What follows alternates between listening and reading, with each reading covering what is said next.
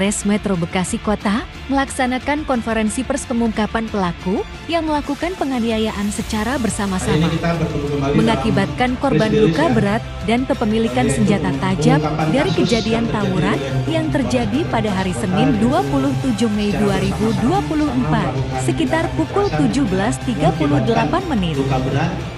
Dan yang menyimpan Kasat Reskrim Polres Metro Bekasi Kota AKB PDRM Firdaus didampingi Kanit Jatandas AKP Untung Subagio, Kanit Reskrim Polsek Rawalumbu AKP Umpi Indovina, dan Si Humas Polres Metro Bekasi Kota Ibda Sasmita menyampaikan kronologi kejadian tawuran antar pelajar bertempat di Mapolres Metro Bekasi Kota Selasa 29 Mei 2024. Dan Propos dan yang saya hormati dan saya banggakan teman-teman media Polres Metro Bekasi Kota.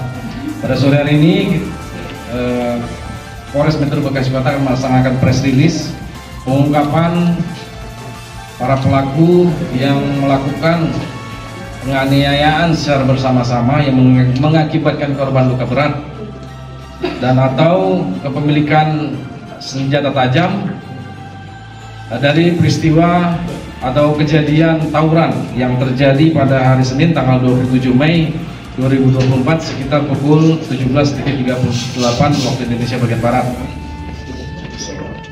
Yang menjadi korban adalah seorang anak inisial A umur 16 tahun dari SMK Karyaguna 1 Kota Bekasi, mengalami luka bacok di bagian kepala sebelah kiri dengan kedalaman 10 cm, lebar 3 cm, dan tulang kepala mengalami retak. Saat ini masih dirawat di ICU Rumah Sakit Umum Kota Bekasi.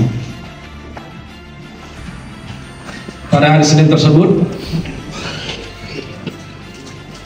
yang mana kronologis kejadiannya itu diketahui pada hari Senin tanggal 27 Mei sekitar pukul 17.38 WIB, di mana ada kedua kelompok dari SMK Karyaguna 1 dan bersama dengan Karyaguna 2 berkumpul di lokasi di daerah Ganda Agung. Kemudian ada satu kelompok lagi dari SMK Karyaguna Bakti 1 dan 2, yang mana kejadiannya itu persis di depan klinik Pratama Bakti di Ganda Agung. Kemudian pada saat itu terjadilah tawuran antar dua SMK tersebut. Kemudian ada korban, yang mana korban saat itu tergeletak di jalan dengan mengalami luka bacok. Atas kejadian tersebut, personel dari Polsek Rawalumbu dan Reskrim Polres Metro Bekasi Kota langsung terjun ke lapangan dan melakukan penyelidikan. Mulai dari setelah kejadian itu, kemudian kami berhasil mengamankan satu persatu dari para pelaku tawuran tersebut, baik dari pihak SMK Karyaguna 1 dan 2 maupun SMK Karyaguna Bakti 1 dan 2. Sehingga pada keesokan harinya pada hari Selasa tanggal 28 Mei 2024 sekitar pukul 14.00 dari keseluruhan para pelaku tawuran yang diamankan itu sejumlah 19 orang dari masing-masing sekolah. Itu terdiri dari sekolah Karyaguna 1 dan 2 dan juga sekolah Karyaguna Bakti 1 dan 2.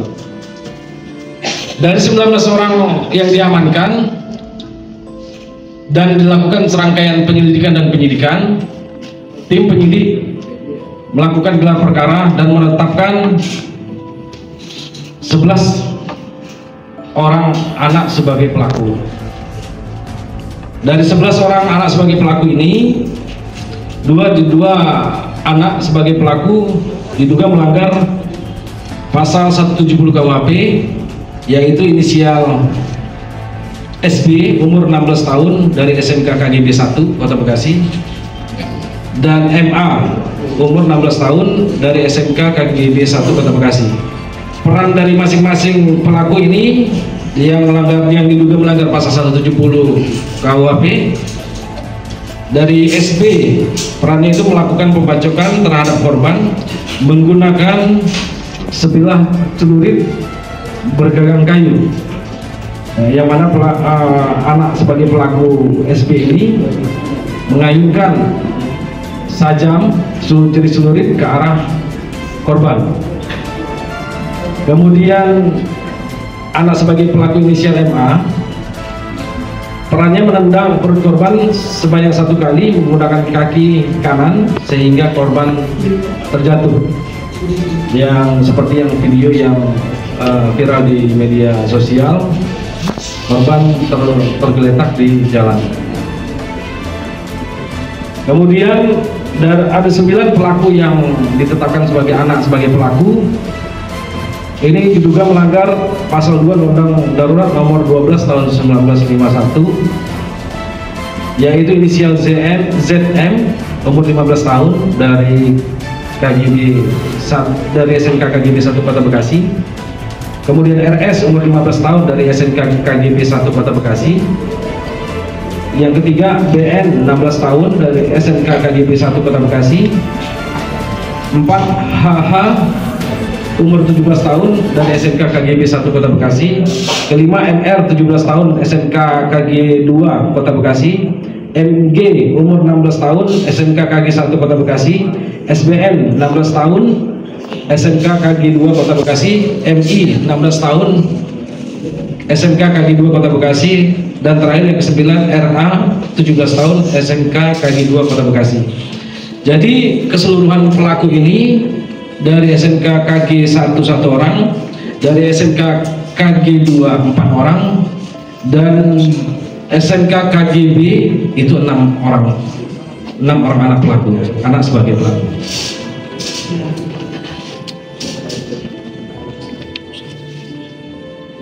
Dari kejadian tawuran tersebut, tim gabungan mengamankan 5 sajam, 3 celurit milik pelaku SB, ZM, dan HH, 2 sajam jenis golok panjang milik BN dan MR, dan juga pakaian korban yang sudah kami amankan. Perbuatan anak sebagai pelaku tersebut diduga 2 orang anak sebagai pelaku melanggar pasal 170 KUHP dengan ancaman pidana penjara 9 tahun, dan 9 anak sebagai pelaku yang memiliki, menguasai, dan membawa sajam itu melanggar pasal 2 Undang-Undang Darurat nomor 12 tahun 1951 dengan ancaman pidana penjara 10 tahun.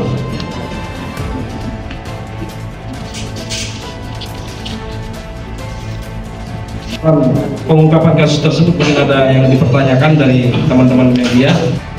Kejadian tawuran tersebut itu terjadi karena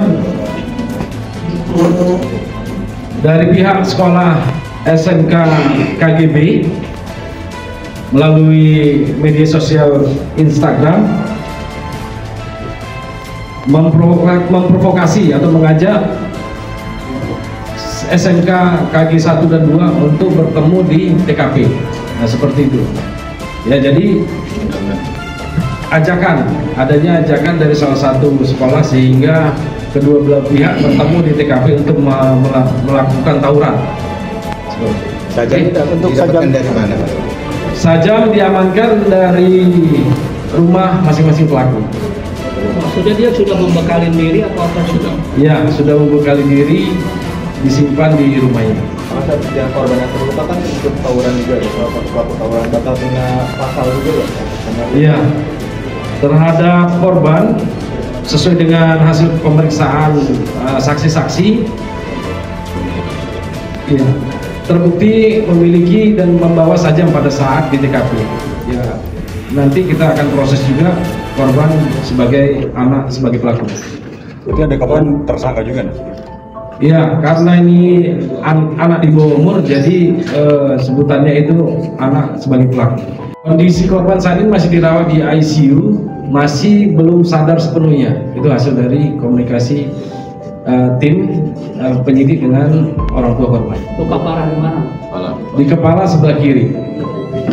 Karena anak yang berhadapan hukum ini semuanya anak di bawah umur, jadi kami juga menggunakan Undang-Undang Nomor 11 Tahun 2012 tentang Sistem Peradilan Pidana Anak, yang mana dari awalnya para pelaku anak ini didampingi oleh KPAD dan DP3A Kota Bekasi. So, saksikan terus liputan dari Derap Detik.